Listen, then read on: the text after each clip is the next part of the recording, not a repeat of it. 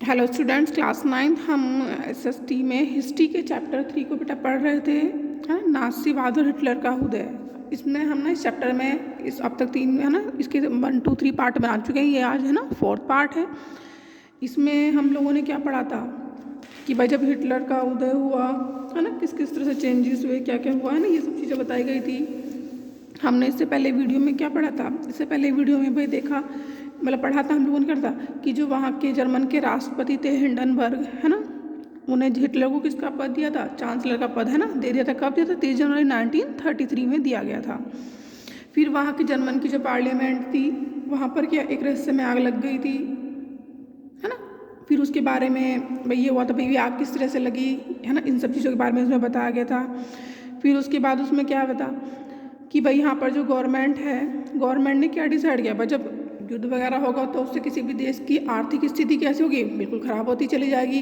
तो जाहिर है फिर उसको मतलब जर्मन हिटलर ने क्या किया कि उस स्थिति से बाहर निकलने के लिए उसने अपने कंट्री के लिए क्या किया भाई, किस तरह से हमें अपनी अर्थव्यवस्था को सुधारना चाहिए। उनके एक हजलमर करके एक सलाहकार हुए हैं है ना, कौन से आर्थिक सलाहकार हुए हैं जिन्होंने है ना उनको सलाह दी भाई किस तरह से क्या करना चाहिए। तो उन्होंने कहा भाई जैसे कि भाई लोगों को क्या करना चाहिए, रोजगार उपलब्ध कराया जाना चाहिए। जब उनके पास रोजगार होगा, अर्निंग होगी और देश की अर्थव्यवस्था कैसा होगा है ना, बढ़ावा मिलेगा। फिर इसमें हमने देखा कि क्या क्या कि जो हिटलर के सलाह है ना, हिटलर को जो उनके सलाहकार थे उन्होंने क्या सलाह दी कि उन्हें ना सेना पर ना हथियारों वगैरह पर ज़्यादा पैसा खर्च नहीं करना चाहिए। क्यों नहीं खर्च करना चाहिए है ना, यहाँ पर वही उन्होंने हमने इससे पहले बताया कि भाई उनकी इकोनॉमिकली आर्थिक स्थिति कैसी थी, बहुत ही ख़राब थी। कि अगर वो जो पैसा है, जाहिर है कि उन्होंने बाहर से कर्ज के रूप में लिया था, अगर वो पैसा सारा है ना हथियारों पर लगा देंगे तो वहाँ की अपनी कंट्री की जो आर्थिक स्थिति है उससे कभी भी नहीं निकल पाएंगे। लेकिन हिटलर ने उनकी सलाह को नहीं माना और क्या किया, उन्होंने युद्ध को चुना। और उनका क्या मानना था कि आर्थिक संकट से निकलने के लिए मुझे क्या करना चाहिए, युद्ध करना चाहिए। तो उसका क्या हुआ कि जब सितंबर 1939 में उसने किस पर कहाँ पर हमला किया, पोलैंड पर हमला किया। इसकी वजह से वहाँ पर क्या हुआ, फ्रांस और इंग्लैंड के साथ भी युद्ध शुरू हो गया। भाई जो पोलैंड है, पोलैंड की भाई फ्रांस और इंग्लैंड से संधि हुई थी कि कभी भी कोई कंट्री उस पर हमला करेगा तो वो उसको क्या करेगा, सपोर्ट करेगा। तो सितंबर 1940 में जर्मनी ने इटली और जापान के साथ क्या करी, एक त्रिपक्षीय संधि करी थी कि भाई जब भी युद्ध होगा तो वो उनको क्या करेंगे, सपोर्ट करेंगे। अंतर्राष्ट्रीय समुदाय में हिटलर का दावा और मजबूत हो गया। यूरोप के ज़्यादातर देशों में नाज़ी जर्मनी का समर्थन करने वाली कठपुतली सरकारें बिठा दी गई। भाई जो जर्मनी का समर्थन कर रही थी है ना, यूरोप के जो और कंट्री थे, तो उन्होंने हिटलर ने अपनी ही गवर्नमेंट मतलब वहाँ पे अपने ही सरकार बनाई कि जिससे कि वो लोग क्या करें कि उनके अनुसार चले और है ना उस तरह से ही कार्य करें। फिर 1940 के अंत में हिटलर अपनी ताकत के शिखर पर था। अब उसके बाद क्या क्या भाई उन्हें समस्याओं का सामना करना पड़ा है ना, ये सब चीज़ें। अब हिटलर ने अपना सारा ध्यान कहाँ कर दिया, पूर्वी यूरोप को जीतने के दीर्घकालिक सपने पर केंद्रित कर दिया। वह जर्मन जनता के लिए संसाधन और रहने की जगह का इंतजाम करना चाहते थे। भाई उन्होंने क्या किया कि भाई जर्मन में जो रहने वाले लोग थे उनके लिए क्या चाहते, भाई उन्हें रिसोर्सेज चाहिए, संसाधन चाहिए। भाई सीधी बात है, संसाधन होंगे तभी उन लोगों के पास रोजगार होगा और उनको रहने के लिए क्या चाहिए, भाई जगह वगैरह चाहिए। तो उसके इंतजाम में उन्होंने क्या कर दिया कि जून 1941 में उसने सोवियत संघ पर हमला किया। यह हिटलर की एक ऐतिहासिक बेवकूफ़ी थी। सोवियत संघ है ना, उस समय पर जो सोवियत संघ है एट प्रेजेंट वो क्या है, रूस है ना, उसके नाम से जाना जाता है। कि उन्होंने 1941 में सोवियत संघ पर हमला कर दिया। हिटलर की बहुत बड़ी क्या साबित हुई, बेवकूफ़ी हुई। बेवकूफ़ी क्यों साबित हुई, इस आक्रमण से जर्मन पश्चिमी मोर्चा ब्रिटिश वायु सैनिकों के बमबारी की चपेट में आ गया। भाई जर्मन का जो सोवियत संघ है, सोवियत संघ के सपोर्टर में कौन थे कि जैसे कि ब्रिटेन था और फ्रांस था। तो उन्होंने पश्चिमी मतलब जर्मन पर पश्चिमी मोर्चा ब्रिटिश वायु सैनिकों ने बमबारी कर दी। और क्या हुआ, जबकि पूर्वी मोर्चे पर सोवियत सेनाएं जर्मनों को नाके चने चबवा रही थी। सोवियत लाल सेना ने स्टालिनग्राद में जर्मन सेना को घुटने टेकने पर क्या कर दिया, मजबूर कर दिया। सोवियत लाल सैनिकों ने पीछे हटते जर्मन सैनिकों का आखिर तक पीछा किया और अंत में वे कहाँ, बर्लिन के बीचों बीच जा पहुँचे। इस घटना ने अगली आधी सदी के लिए समूचे पूर्वी यूरोप का सोवियत वर्चस्व स्थापित कर दिया।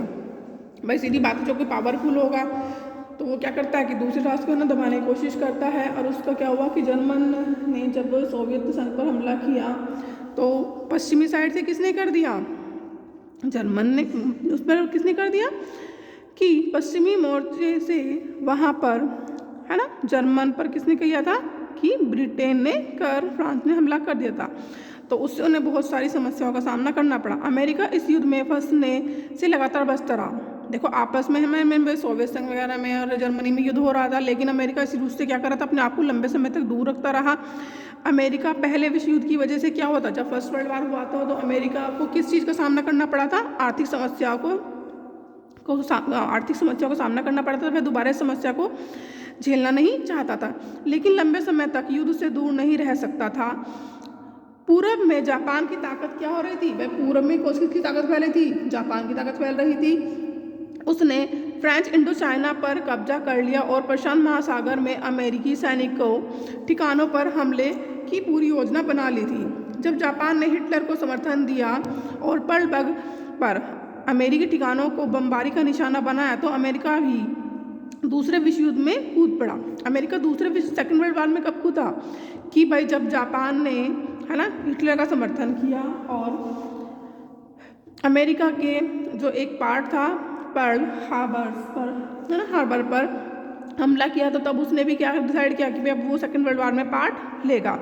यह युद्ध मई 1945 में हिटलर की पराजय और जापान के हिरोशिमा शहर पर अमेरिकी परमाणु बम गिराने के साथ खत्म हुआ।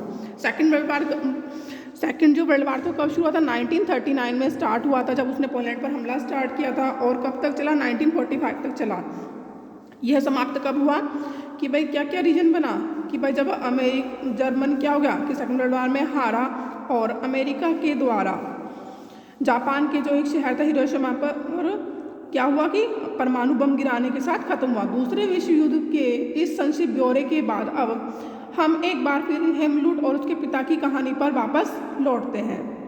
जब हम लोगों ने चैप्टर स्टार्ट किया था तो बेटा हमने हेमलुट की स्टोरी के बारे में जिक्र किया था, है ना, आप लोगों ने पढ़ा भी होगा उसको। यह युद्ध के दौरान नाज़ी जुल्मों की कहानी थी। भाई क्या थी कि भाई नाज़ी लोग कौन थे, जो हिटलर की पार्टी थी उसका नेम नाज़ी था।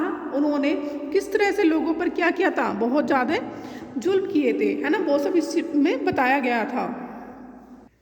फिर आगे आता है नाज़ियों का विश्व दृष्टिकोण। भाई नाज़ियों का विश्व के प्रति क्या उनका दृष्टिकोण था, इस बारे में बताया जा रहा है। नाज़ियों ने जो अपराध किए वे खास तरह की मूल मान्यताओं, एक खास स्रोत के तरह के व्यवहार से संबंधित थे।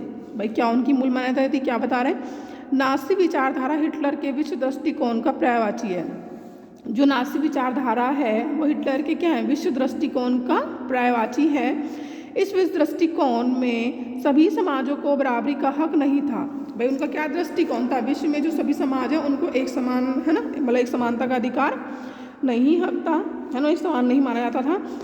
वे नस्ली आधार पर या तो बेहतर थे या कमतर थे, या तो किसी को बहुत अच्छा माना जाता था या उसको ना कमतर मतलब उससे कम माना जाता था। इस नज़रिए ने ब्लांड मतलब नीली आंखों वाले नार्डिक जर्मन आर्य सबसे ऊपरी और यहूदी सबसे निचली पायदान पर मान जाते। वो क्या करते थे कि जो नार्डिक जर्मन आर्य थे वो सबसे ऊपर मान जाते थे और यहूदी थे वो सबसे नीचे, मतलब उन्हें सबसे मतलब नीचे मतलब छोटा माना जाता था। यहूदियों को नस्ल विरोधी, यानी जो यहूदियों को क्या माना था, नस्ल विरोधी यानी आर्यों का कट्टर शत्रु माना जाता था। भाई ये जर्मन लोग तो क्या यहूदियों को अपना कट्टर शत्रु मानते थे। बाकी तमाम समाजों को उनके बाहरी रंग रूप के हिसाब से जर्मन आर्यों और यहूदियों के बीच रखा गया था। मतलब वहाँ पे समाज को किस तरह से लोगों के रंग रूप के अनुसार है ना उसे बांटा गया था। हिटलर की नस्ली सोच चार्ल्स डार्विन और हर्बर्ट स्पेंसर जैसे विचारकों के सिद्धांत पर आधारित थी। भाई जो हिटलर की क्या सोच थी, भाई वो क्या मानते थे कि वो नस्ली सोच थी कि लोगों को उनके रंग रूप से वो है ना उसको बांटते थे। और वो सोच उनकी किसके ऊपर निर्भर थी, उनकी सोच किसके प्रति कि जो चार्ल्स डार्विन थे और हर्बर्ट स्पेंसर जैसे विचारक के सिद्धांतों पर आधारित थी। डार्विन प्राकृतिक विज्ञानी थे जिन्होंने विकास और प्राकृतिक चयन की अवधारणा के जरिए पौधों और पशुओं की उत्पत्ति की व्याख्या का प्रयास किया था। डार्विन कैसे थे, एक प्राकृतिक वैज्ञानिक थे, है ना, और उन्होंने किसकी ऊपर भी रिसर्च की थी, भाई पौधों और पशुओं की, है ना, उत्पत्ति की व्याख्या का प्रयास किया था। बाद में हर्बर्ट स्पेंसर ने अति जीविता का सिद्धांत यानी कि सर्वाइवल ऑफ द फिटेस्ट, जो सबसे योग्य है वही जिंदा बचेगा। मतलब उनका क्या मानना था, जो व्यक्ति योग्य है वही जिंदा रहेगा। ठीक है, यह विचार दिया। इस विचार का मतलब यह था कि जो प्रजातियां बदलती हुई वातावरणीय परिस्थितियों के अनुसार खुद को ढाल सकती है वही पृथ्वी पर जिंदा रहती है।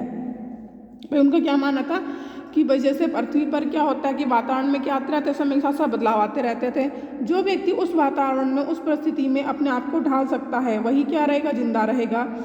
हमें इस बात का ध्यान रखना चाहिए कि डार्विन ने चयन के सिद्धांतों को एक विशुद्ध प्राकृतिक प्रक्रिया कहा है और उसने इंसानी हस्तक्षेप की वकालत कभी नहीं की, लेकिन नस्लवादी विचारकों और राजनेताओं ने पराजित समाजों पर अपने साम्राज्यवादी शासन को सही ठहराने के लिए डार्विन के विचारों का सहारा लिया। भाई जो ये राजनीतिक लीडर्स वगैरह हुए, नेता हुए हैं, उनके जो नस्लवादी विचार हैं उन्होंने क्या किया कि भाई साम्राज्यवादी शासन को सही ठहराने के लिए उन्होंने डार्विन के विचारों का क्या लिया, सहारा लिया। नासियों की दलील बहुत सरल थी। नासियों की भाई जो दलील थी, उन्होंने जो अपना है ना बातें कही हैं वो क्या थी, बहुत ही सरल थी। जो नस्ल सबसे ताकतवर है वह जिंदा रहेगी, कमज़ोर नस्ल खत्म हो जाएगी। भाई जो नासी तो लोगों ने क्या अपनी विचारधारा बना रखी थी कि भाई जो लोग शक्तिशाली हैं, पावरफुल है वो जिंदा रहेंगे, जो कमज़ोर हैं वो क्या हो जाएंगे, खत्म हो जाएंगे। आर्य नस्ल को क्या मानते थे, सर्वश्रेष्ठ मानते थे और उसे अपनी शुद्धता बनाए रखनी है, ताकत हासिल करनी है और दुनिया पर वर्चस्व कायम करना, यानी कि दुनिया पर अपना कंट्रोल करना है। हिटलर की विचारधारा का दूसरा पहलू क्या था, लेबेनस्राउम यानी कि क्या था, जीवन परिधि की भू राजनीतिक अवधारणा से संबंधित था। वह मानता था कि अपने लोगों को बसाने के लिए ज़्यादा से ज़्यादा इलाकों पर कब्जा करना ज़रूरी है। भाई उनकी क्या मान्यता थी, हिटलर की क्या विचारधारा थी कि हमें क्या करना चाहिए कि भाई अगर हमें अपने लोगों को है ना बसाना है तो हमें ज़्यादा से ज़्यादा हिस्सों पर, अपने है ना इलाकों पर क्या करना चाहिए, अपना कब्जा करना चाहिए। इससे मात्र देश का क्षेत्रफल भी बढ़ेगा। भाई है ना, अब यहाँ अपने लोग, उनकी कम्युनिटी तो बढ़ेगी, साथ साथ क्या बढ़ेगा, उनके देश का क्षेत्रफल भी बढ़ेगा। इस नए इलाकों में जाकर बसने वालों को अपने जन्म स्थान के साथ गहरे संबंध बनाए रखने में मुश्किल भी पेश नहीं होगी। भाई वो क्या करते हैं कि भाई जैसे ज़्यादा से ज़्यादा क्षेत्र भाग को अपने पार्ट में है ना अपने कंट्री से मिलाते रहेंगे, तो वो क्या मानते थे कि भाई नए इलाकों में जो लोग जाकर रहेंगे, बसेंगे, उन्हें अपने जन्म स्थान के साथ गहरे संबंध क्या कर रखने में मुश्किल भी पेश नहीं आएगी। हिटलर की नज़र में इस तरह जर्मन राष्ट्र के लिए संसाधन और बेहिसाब शक्ति इकट्ठा की जा सकती है। हिटलर मतलब उनका क्या मानना था कि जर्मन राष्ट्र के लिए हम संसाधन और बेहिसाब शक्ति को इकट्ठा कर सकते हैं। पूरब में हिटलर जर्मन सीमाओं को और फैलाना चाहता था ताकि सारे जर्मनों को भौगोलिक दृष्टि से एक ही जगह इकट्ठा किया जा सके। पोलैंड इस धारणा की पहली प्रयोगशाला थी। भाई हिटलर का क्या मानना था कि भाई जितने भी अपने जर्मन कंट्री की सीमाओं को है ना, क्षेत्र को, उसको बढ़ाना था और उससे जितने भी जर्मन व्यक्ति हैं वो सब कहाँ हो जाए, एक ही भौगोलिक है ना जगह पर इकट्ठा हो जाए। और उनकी जो पहली पहल क्या थी कि भाई उन्होंने इसका पहला प्रयोगशाला किस पर की थी, पोलैंड पर किया था। वो पोलैंड को कहाँ, जर्मनी में मिलाना चाहते थे।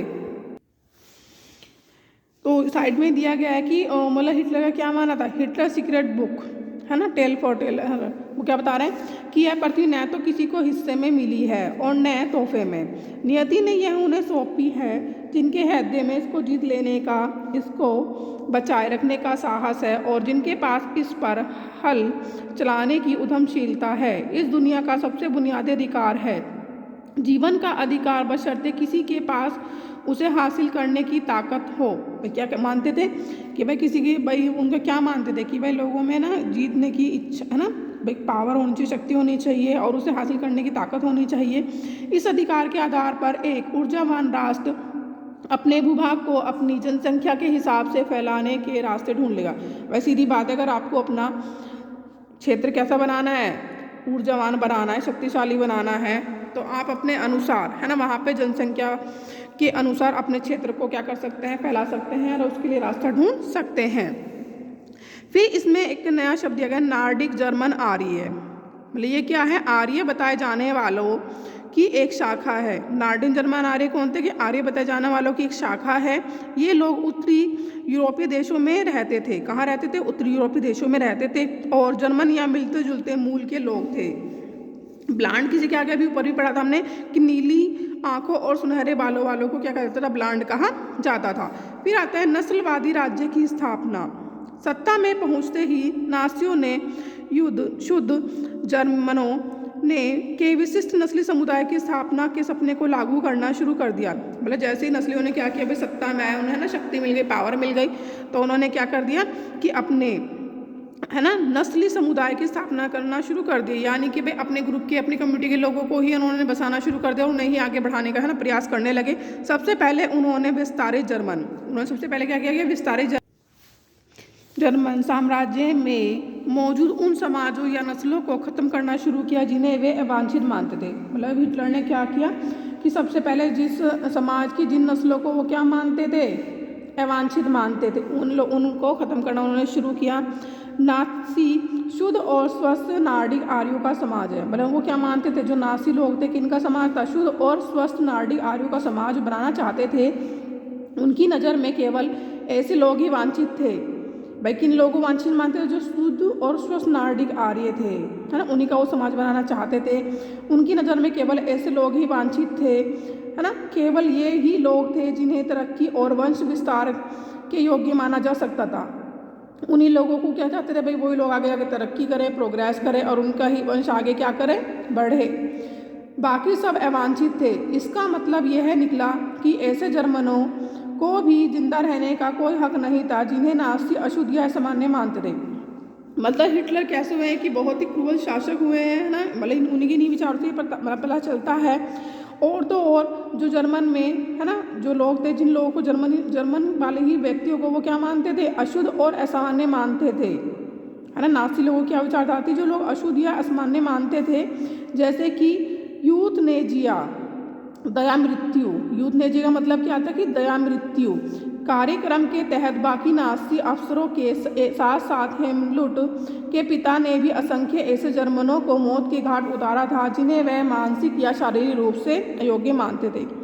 कि भाई जो नासी लोग थे, इन लोगों का क्या मानना था कि भले ही वो व्यक्ति जर्मन है ना, जर्मन का है, लेकिन वह क्या है? मानसिक या शारीरिक रूप से अयोग्य है ना। उन व्यक्तियों को भी लोगों ने क्या कहता है? मौत की घाट उतारा था। केवल यहूदी ही नहीं थे जिन्हें अवांछितों की श्रेणी में रखा गया था। ओनली यहूदियों को ही अवांछित की श्रेणी में नहीं रखा गया था, बाकी जो लोग शारीरिक और मानसिक रूप से भी सही नहीं थे। इनके अलावा भी कई नस्लें थी जो इसी नियति के लिए अभिशप्त थी। जर्मनी में रहने वाले, जैसे कि देखो उन्होंने यहूदियों के साथ साथ जिप्सियों और अश्वेतों की पहले तो जर्मन नागरिकता छीन ली। सबसे पहले जो जिप्सी थे और अश्वेत लोग थे उनसे उनकी जर्मन की नागरिकता छीन ली और बाद में उन्हें क्या कर दिया? मार दिया गया।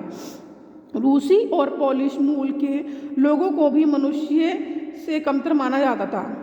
भाई जो रूसी लोग थे और पोलिश थे, उन लोगों को भी उनसे अपने से कम मानते थे।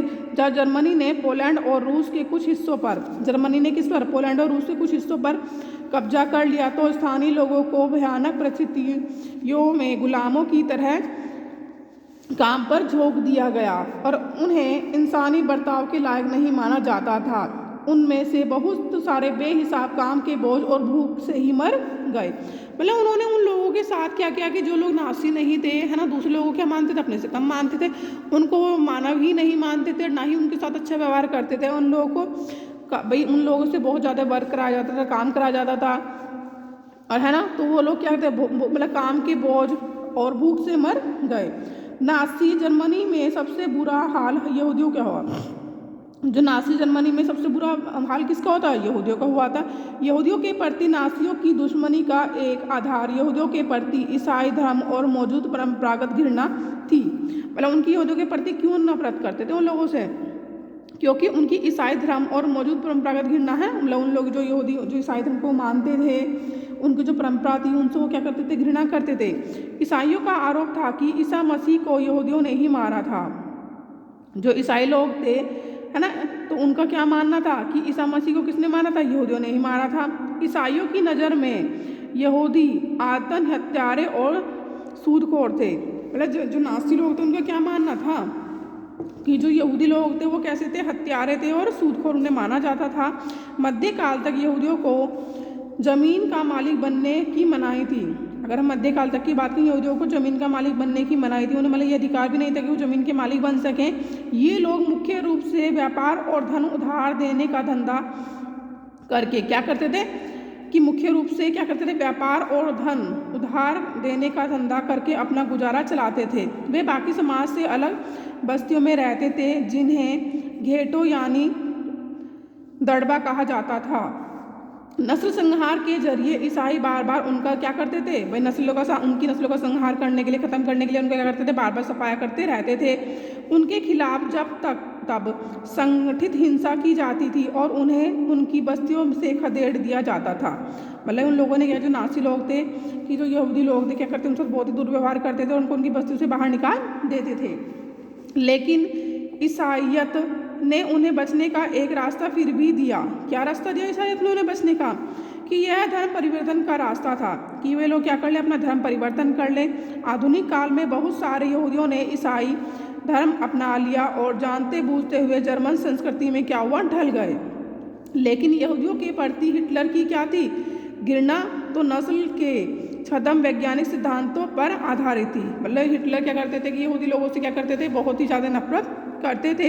इसी नफरत में यहूदी समस्या का हल धर्मांतरण से नहीं निकला। खाली भाई ये नहीं भाई यहूदी लोगों ने भाई ईसाई धर्म अपना लिया, इससे उनकी समस्या का समाधान हो गया, नहीं, इससे भी उनका समस्या का समाधान नहीं निकला। हिटलर की दृष्टि में इस समस्या का एक ही हल था। क्या हल था? कि यहूदियों को पूरी तरह से क्या कर दिया जाए, ख़त्म कर दिया जाए, कि यहूदियों को मार दिया जाए।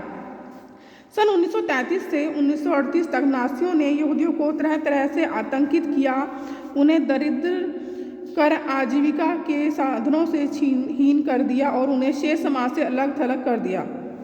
1933 से 38 के बीच नासियों ने उन लोगों के साथ क्या किया कि भाई उन्हें आतंकी यानी कि उन्हें बहुत ही डरा कर रखा। उनसे क्या कर दिया कि भाई उनसे उनकी आजीविका के जो भी संसाधन वगैरह सब छीन लिए। तो उनकी कंडीशन कैसी होगी, बहुत ख़राब हो गई। जब उनके पास काम ही नहीं होगा तो पैसा कहाँ से अर्न कर सकते हैं। और उन्हें अपने समाज से बिल्कुल अलग रखा जाता था।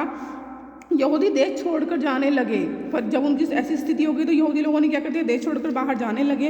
1939 से 45 के दूसरे दौर में यहूदियों को कुछ खास इलाकों में इकट्ठा करके अंततः पोलैंड में बनाए गए गैस चैम्बरों में ले जाकर मार देने की रणनीति अपनाई। कि भाई नासी लोगों ने क्या किया, जब 1939 और 45 के बीच में उन लोगों ने क्या किया कि यहूदियों को क्या किया, एक अलग से इलाके में इकट्ठा किया और पोलैंड में क्या बनाया गया, एक गैस चैम्बर बनाया गया। गैस चैम्बर का उन सभी लोगों को जाकर वहाँ पर बंद कर दिया गया और एक गैस छोड़ दी गई और उस गैस से वो क्या हो गया, उन सभी व्यक्तियों की क्या हो गई, मृत्यु हो गई। साइड में दिया गया है कि देखो पहले तो दिखाया गया चित्र नंबर 30 में क्या, पुलिस के पहरे में ऑशविट्ज़ भेजे जा रहे जिप्सी। 1943 से 40 के बीच में क्या है कि ऑशविट्ज़ यानी कि एक गैस चैम्बर था जहाँ पर जिप्सियों को भेजा जा रहा था, वहाँ पर उनको मौत की घाट उतार दिया गया था।